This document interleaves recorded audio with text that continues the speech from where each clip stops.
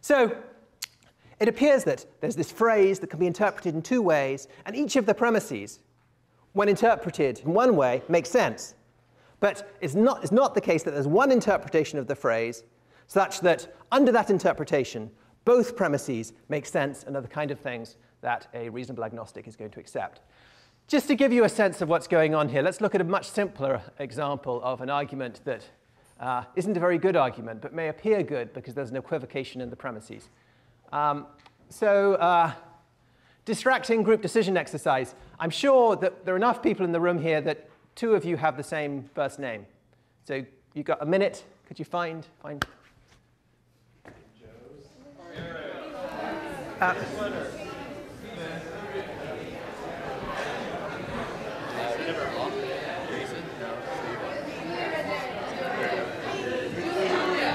Oh, we have it. We have a result. We have a result. Wait, somebody, we have claim result. Somebody says there's two Julias. There's three? There's three. Oh, Julias. We're awash with Julias.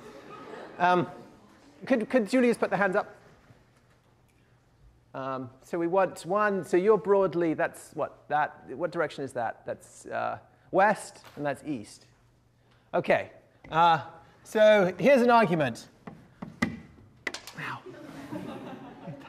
Premise one.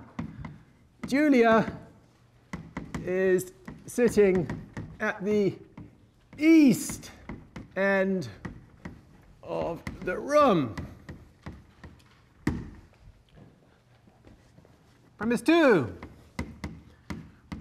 Julia is sitting at the west end of the room. Conclusion, one person can be in two places at once. Brilliant! I've just proved that people like quantum particles can multiply located. Is that a good argument for the conclusion? You might think not, but now look.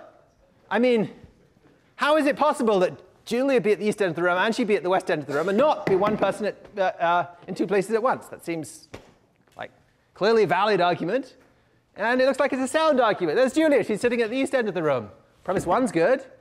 Premise two, there's Julia. She's sitting at the west end of the room. Premise two's good. So it's valid. Its premises are true. So it must be sound. And all sound arguments have true conclusions. So that's a knockdown argument.